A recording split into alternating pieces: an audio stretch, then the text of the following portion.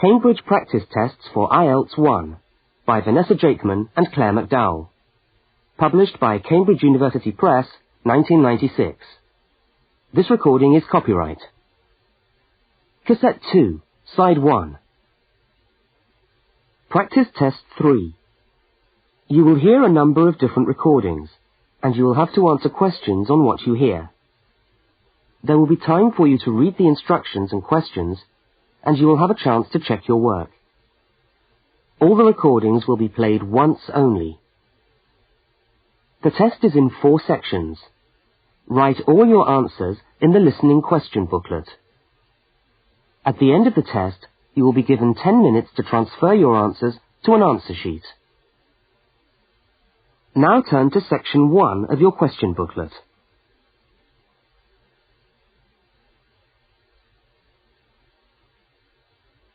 Section 1. You will hear a student inquiring about parking facilities. First, look at questions 1 to 4. For each of the questions, 4 alternatives are given. Decide which of the alternatives, A, B, C, or D, best fits what you hear on the tape, and circle the appropriate letter.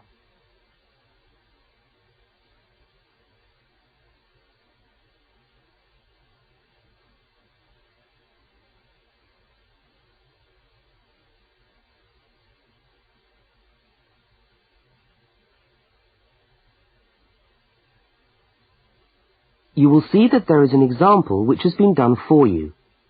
On this occasion only, the conversation relating to the example will be played first.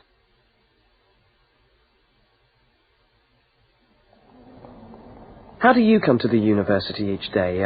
Train or bus, or do you have a car? Oh, I always walk. I haven't got a car, and anyway, I live quite close.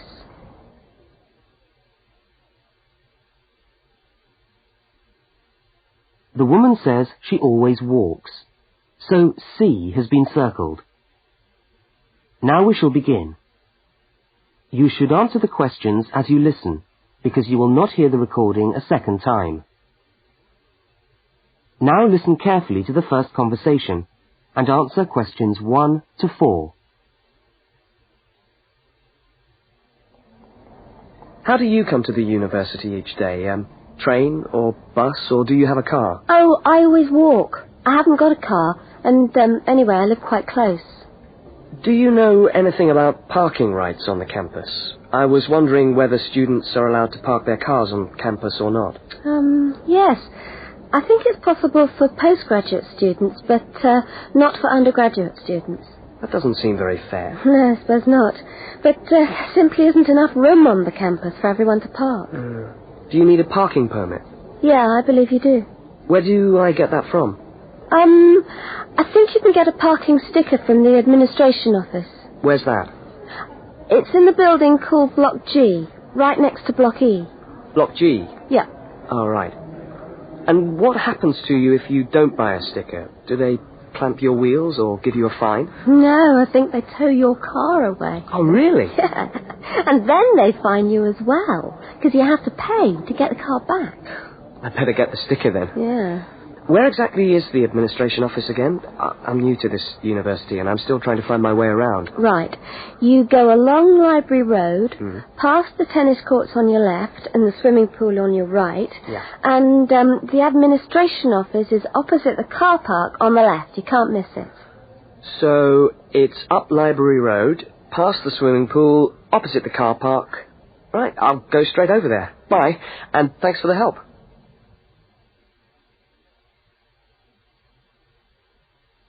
Now you have some time to look at questions 5 to 12.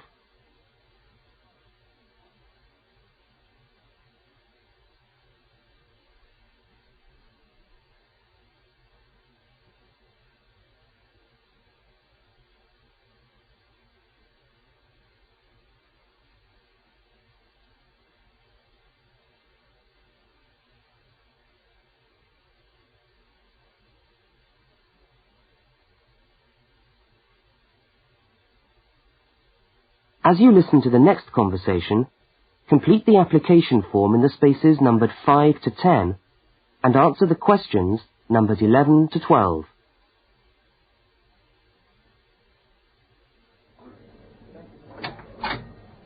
Good morning.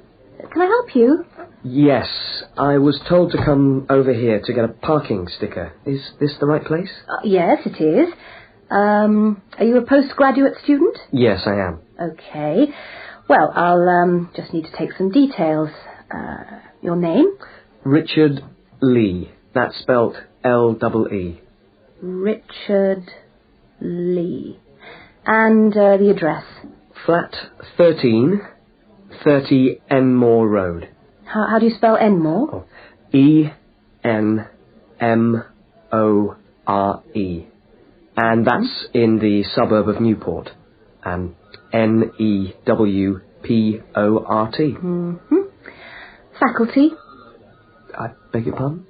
Which faculty are you in? Oh, architecture, the Faculty of Architecture. Right. And the registration number of your car? Let me see. LXJ50... Oh, no, sorry. I always get that wrong. It's LJX058K. LJX508K? No, 058K. And what make is the car? It's a Ford. A Ford. Fine. Well, I'll just get you to sign here, and when you've paid the cashier, I'll be able to issue you with a sticker. All right. Where do I pay? Just across the corridor in the cashier's office. Oh, but it's 12:30 now, and they close at 12:15 for lunch. But they open again at 2:15 until 4:30. Oh, they're not open till 2:15. No. When you get your sticker, you must attach it to the front windscreen of your car. I'm afraid it's not valid if you don't have it stuck on the window. Right, I see.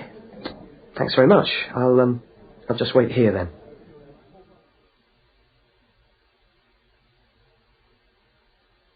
That is the end of section 1.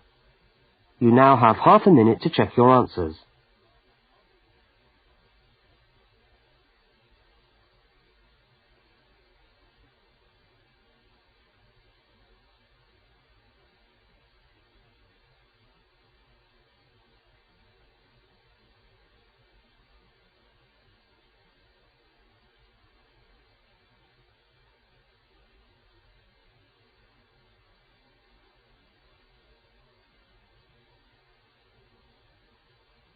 Now turn to section 2.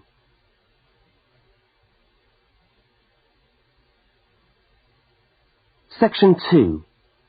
You will hear a talk given by a guide showing a group of people round a museum.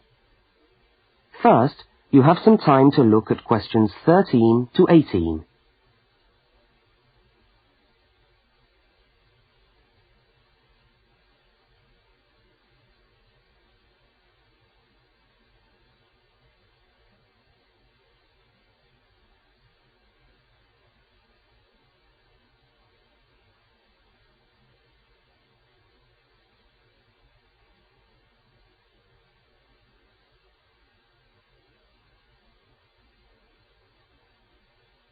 Now listen to the guide and complete the notes by filling in the numbered spaces 13 to 18.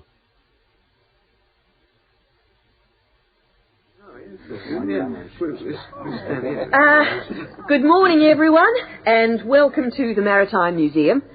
Now, before we commence our tour, I'd just like to tell you a little bit about the history of the museum. As you can see, it's a very modern building, built in the postmodern style, and it was in fact opened by the Prime Minister of Australia in November 1991. It's been designed with a nautical flavour in mind, to remind us of our links with the sea. But the museum isn't only housed in this building. There are a number of historic ships docked outside in the harbour which form part of the museum, and which you are also free to visit. And we'll be coming to them shortly. I'd just like to point out one or two things of general interest while we're here. Handicapped toilets are located on this floor, and the door shows a wheelchair. The cloakroom, where you can hang your coat or leave your bags, is just behind us here. The Education Centre is on the top floor, and there's a good little library in there which you might like to use. Follow the signs to the Education Centre. You'll see a lot of little green arrows on the wall. The green arrows will take you there. The information desk, marked with the small letter I on your plan, is located right here in the foyer. So if you get separated from your friends, I suggest you make your way back to the information desk, because we'll be returning to this spot at the end of the tour. All right? Now, if you look out this window, you should be able to see where the museum's ships are docked. If you want to go on a tour of the old ship, the Vampire, she's docked over there, and you should meet outside on the quay. However, a word of warning, I don't recommend it for the grandmas and grandpas, because there are lots of stairs to climb. Right now, let's move on. Oh, I almost forgot to give you the times for that tour. Now, tours of the Vampire run on the hour, every hour, all right? Now look at questions 19 to 23.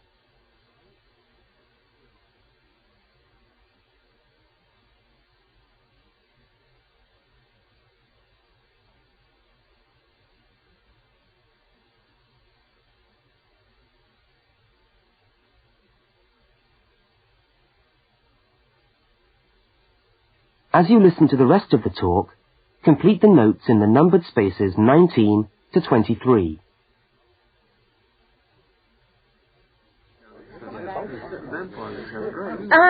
Let's take a walk around the museum now. The first room we're coming to is the theatre. This room is used to screen videos of special interest, and we also use it for lectures. There's a continuous video showing today about the voyages of Captain Cook, so come back here later on if you want to learn more about Captain Cook. Now, we're moving along the gallery known as the Leisure Gallery. This is one of our permanent exhibitions, and here we try to give you an idea of the many different ways in which Australians have enjoyed their time by the sea. Surfing, swimming, life-saving clubs, that's all very much a part of Australian culture. At the end of this section, we'll come to the picture gallery, where we've got a marvellous collection of paintings, all by Australian artists. I think you can buy reproductions of some of these paintings in the museum shop. They're well worth a good look. Now, we're coming to the Members' Lounge. Now, as a member of the museum, you would be entitled to use the Members' Lounge for refreshments. Membership costs $50 a year or $70 for all the family. So it's quite good value, because entry to the museum is then free. And down at the far end of this floor, you'll find the section which we've called Passengers and the Sea. In this part of the museum, we've gathered together a wonderful collection of souvenirs from the old days when people travelled by ship. You'll find all sorts of things there. Old suitcases, ship's crockery, first-class cabins decorated in the fashion of the day. Just imagine what it must have been like to travel first class. Now, I'm going to leave you to walk around the museum on your own for a while, and we'll all meet back again at the information desk in 3/4 of an hour's time. I hope you enjoy your time with us at the museum today. Thank you.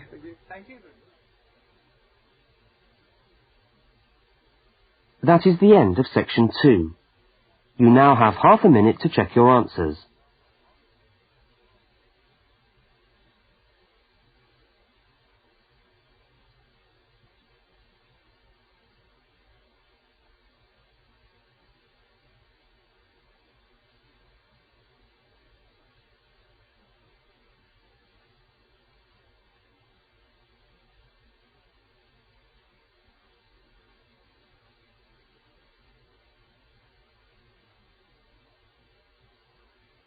Now turn to section 3.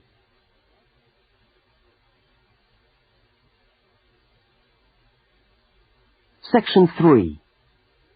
In this section, you will hear a university student, Mark, talking to a tutor and another student about a topic he has studied. Now look at questions 24 to 32.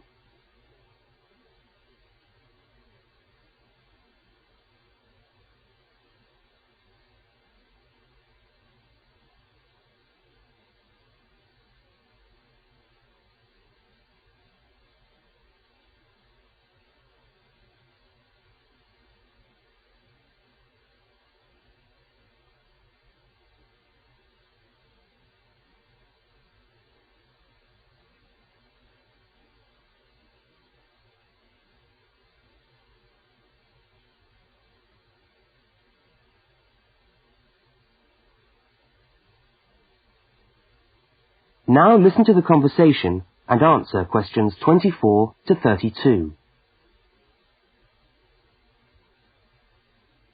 Okay, everybody. Good morning. Good morning. It's Mark's turn to talk to us today, so Mark, I'll ask you to get straight down to business. All right. Now, following on from what we were discussing last week in Susan's tutorial on approaches to marketing, you were going to give us a quick rundown on a new strategy for pricing, which is now being used by many large companies, known as revenue management, before we go on to your actual tutorial paper on sales targets. Is that correct? Yeah, okay, well... So, what exactly is revenue management? Well, it's a way of managing your pricing by treating things like airline tickets and hotel rooms rather more as if they were perishable goods. Yeah, I just tried to book a ticket yesterday for Perth, and would you believe there are 3 different prices for the flight? Right, and what was the rationale for that? Well, the travel agent said it depended on when you book and the length of the stay. Like, it's cheap if you stay away for a Saturday night, presumably because this isn't business travel, and even cheaper if you buy a ticket where you can't get a refund if you have to cancel. In that case, the ticket costs about half the price. You wouldn't think it would make that much difference, would you? Well, it does, and that's basically because the airlines are now treating their seats like a commodity. You see, if you want a seat today, then you pay far more for it than if you want it in 3 weeks' time. That seems rather unfair. Well, not really. When you think about it, that's just common sense, isn't it? Well, I suppose so. What this actually means is that in the same row of seats on the same flight, you could have 3 people who have all paid a different price for their tickets. And is this just happening in Australia? No, it's the same all over the world. Airlines are able to market a seat as a perishable product with different values at different stages of its life. Well, like mangoes or apples at the market. Yeah, it's exactly like that. The fact is that the companies are not actually interested in selling you a cheap flight. They're interested in selling the seats and flying airplanes that are full. Mark, why do you think revenue management has come about? Well, as far as I can see, there are 2 basic reasons. Firstly, because the law has been changed to allow the companies to do this. You see, in the past, they didn't have the right to keep changing the prices of the tickets.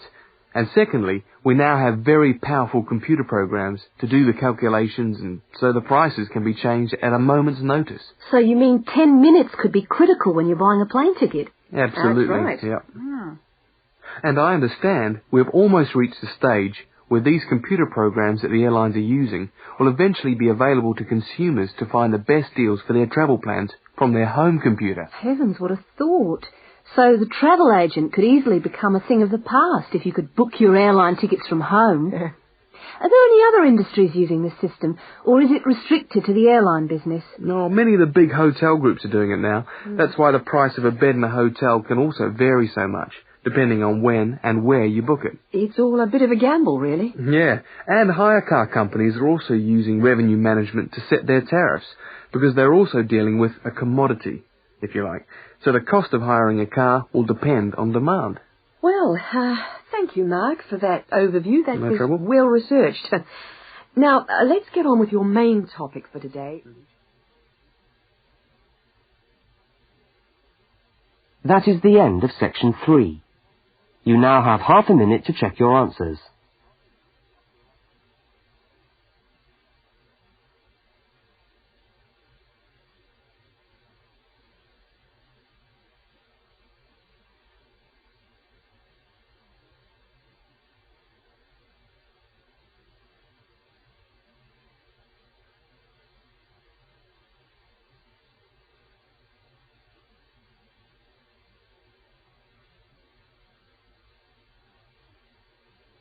Now turn to section 4.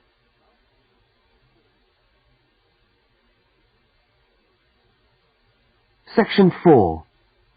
You are going to hear a short talk on space management in supermarkets. First, you have some time to look at questions 33 to 37.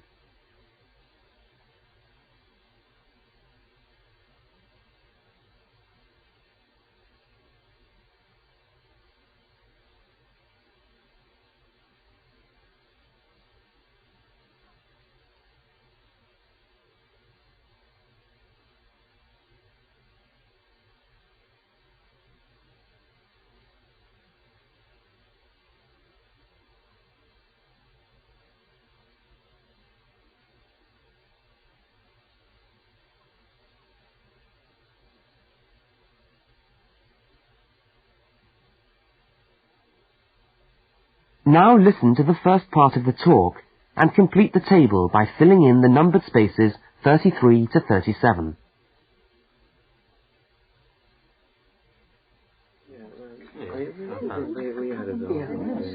Good morning. Welcome to this talk on space management. And today I'm going to look particularly at space management in the supermarket. Now, since the time supermarkets began, marketing consultants like us have been gathering information about customers' shopping habits. To date, various research methods have been used to help promote the sales of supermarket products. There is, for example, the simple and direct questionnaire, which provides information from customers about their views on displays and products, and then helps retailers make decisions about what to put where. Another method to help managers understand just how shoppers go around their stores are the hidden television cameras that film us as we shop and monitor our physical movement around the supermarket aisles. Where do we start? What do we buy last? What attracts us, etc. More sophisticated techniques now include video surveillance and such devices as the eye movement recorder. This is a device which shoppers volunteer to wear taped into a headband and which traces their eye movements as they walk around the shop, recording the most eye-catching areas of shelves and aisles. But with today's technology, space management is now a highly sophisticated method of manipulating the way we shop to ensure maximum profit. Supermarkets are able to invest millions of pounds in powerful computers which tell them what sells best and where. Now, an example of this is Spaceman, which is a computer program that helps the retailer to decide which particular product sells best in which part of the store. Now, Spaceman works by receiving information from the electronic checkouts where customers pay on how well a product is selling in a particular position. Spaceman then suggests the most profitable combination of an article and its position in the store. Now you have some time to look at questions 38 to 42.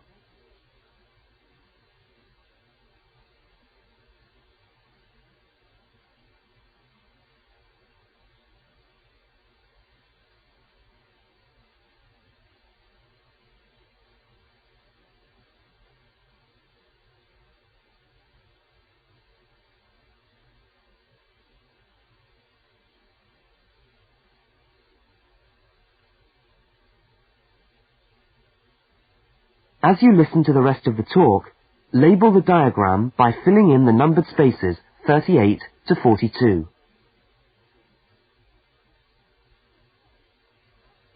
So, let's have a look at what we know about supermarkets and the way people behave when they walk down the aisles and take the articles they think they need from the shelves.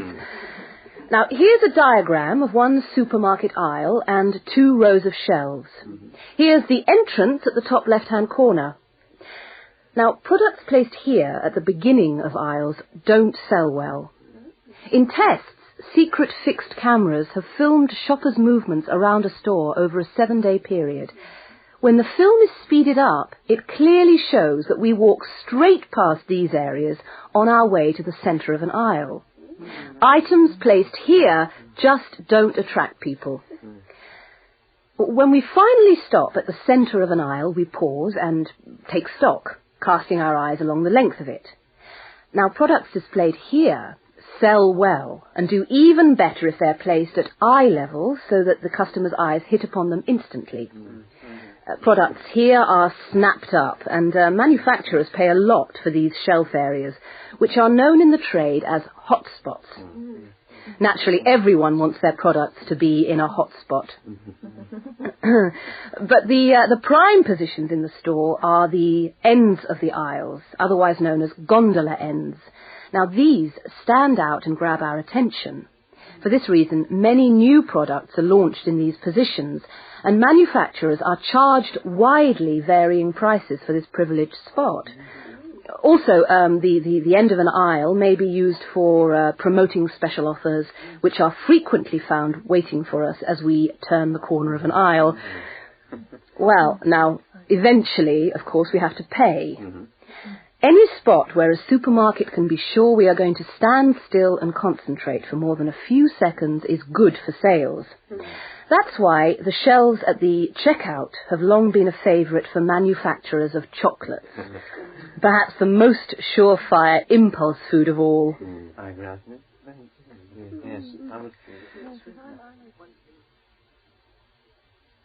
That is the end of section 4. You now have half a minute to check your answers.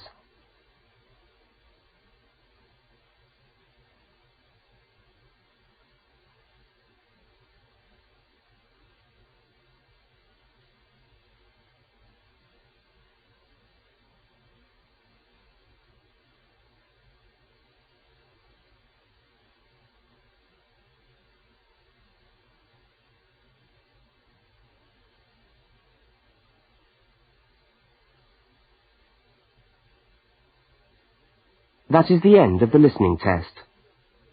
You now have 10 minutes to transfer your answers to the listening answer sheet.